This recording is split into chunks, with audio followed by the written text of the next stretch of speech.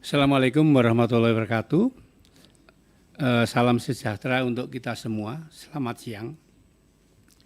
Rekan-rekan wartawan yang saya banggakan, dalam kesempatan ini saya ingin menyampaikan sikap pimpinan Mahkamah Agung terkait dengan operasi tangkap tangan pimpinan dan pegawai Pengadilan Negeri Depok pada hari Kamis tanggal 5 Februari 2026 yang diduga melakukan tindak pidana korupsi.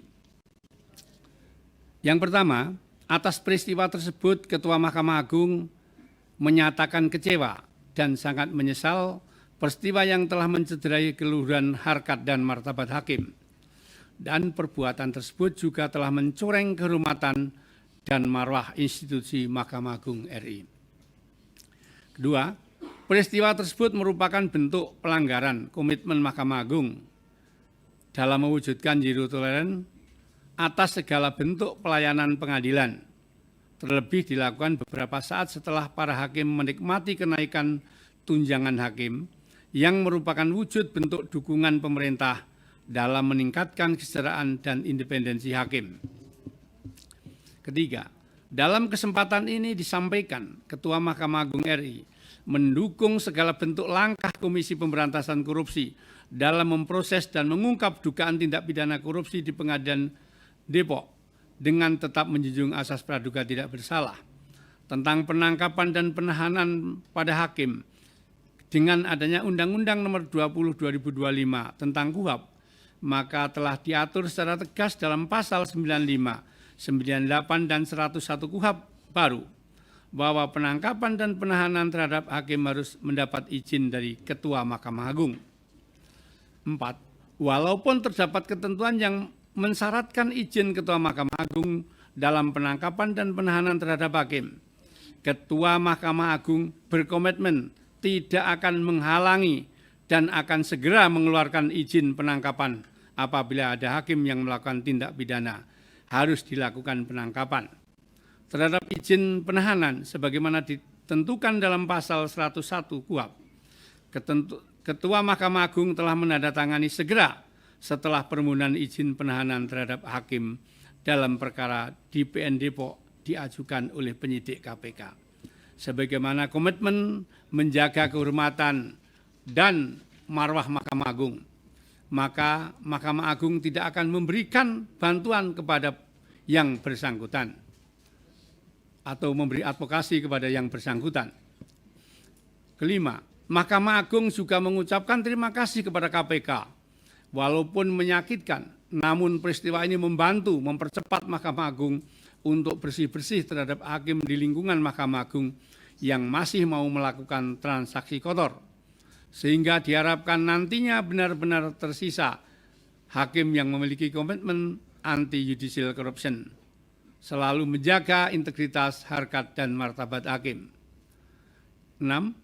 Sudah banyak kebijakan Ketua Mahkamah Agung menutup setiap lubang adanya judicial corruption di Mahkamah Agung dan badan peradilan di bawahnya, dari kebijakan smart majelis, profiling yang sangat ketat dalam promosi pimpinan pengadilan, pembentukan Satgasus, pengawasan inten dari Bawas dan pimpinan pengadilan tinggi di seluruh Indonesia untuk menghindari interaksi antara pihak pencari keadilan dengan hakim dan aparatur pengadilan.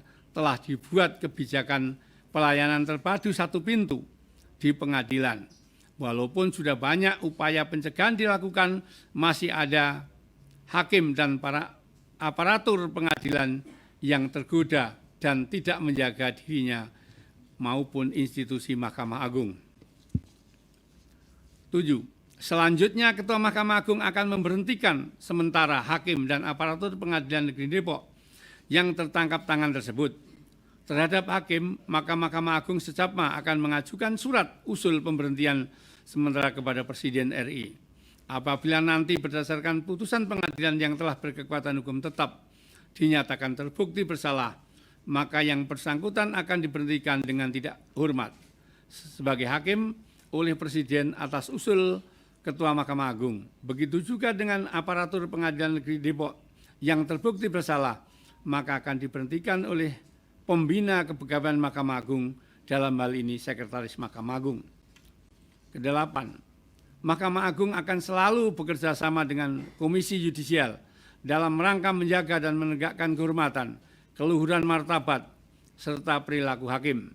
Selain itu, Ketua Mahkamah Agung juga memerintahkan kepada Badan Pengawasan Mahkamah Agung, Ketua Pengadilan Tinggi dan Ketua Pengadilan Negeri untuk lebih mengintensifkan pengawasan sebagaimana Perma nomor 8 2016 tentang pengawasan dan pembinaan atasan langsung di lingkungan Mahkamah Agung dan badan peradilan di bawahnya. 9. Ketua Mahkamah Agung bersama pimpinan Mahkamah Agung menyampaikan tidak akan lelah berhenti menjaga keluhuran dan martabat Mahkamah Agung. Ketua Mahkamah Agung mengucapkan terima kasih kepada para hakim dan aparatur pengadilan yang terus menjaga integritas dan komitmen mewujudkan pengadilan bersih dari segala bentuk pelayanan transaksional. Peristiwa ini jangan sampai melemahkan kita, namun dijadikan semangat untuk menjaga komitmen akan integritas. Peristiwa ini juga harus dijadikan pengingat kita semua bahwa intervensi terberat bukan datang dari luar, namun dari dalam diri kita yang masih goyah terhadap godaan transaksional dalam memberikan pelayanan kepada para pencari keadilan. Ketua Mahkamah Agung juga mendorong masyarakat untuk selalu berpartisipasi dalam melakukan pengawasan kepada hakim dan aparatur pengadilan. 10. Tidak ada lagi alasan bahwa hakim tidak sejahtera. Negara telah memperhatikan kesejahteraan hakim lebih dari cukup. Untuk itu integritas hakim akan selalu kita jaga dan akan selalu kita jaga perbuatan judicial corruption. Beberapa hakim merupakan bentuk kekufuran, nikmat, dan bentuk keserakahan yang tidak boleh ada dalam diri seorang hakim dan aparatur pengadilan di Mahkamah Agung. 11. Ketua Mahkamah Agung menyampaikan bahwa tidak ada lagi ruang untuk toleransi dan belas kasih terhadap segala bentuk judicial corruption dan pelanggaran atas integritas hakim terlalu mahal untuk negara dan institusi Mahkamah Agung. Apabila masih melindungi hakim-hakim yang bermain dengan transaksi kotor, Ketua Mahkamah Agung menekankan terhadap seluruh hakim dan aparatur pengadilan yang masih terlibat transaksional atas pelayanan pengadilan. Seberapapun itu nilainya, maka pilihannya hanya dua, yaitu berhenti atau dipenjarakan. Demikian yang dapat saya sampaikan pada kesempatan ini dan terima kasih atas perhatian dan kehadiran dari kawan-kawan media. Izin yang mulia. Download Tribun X sekarang, menghadirkan lokal menjadi Indonesia.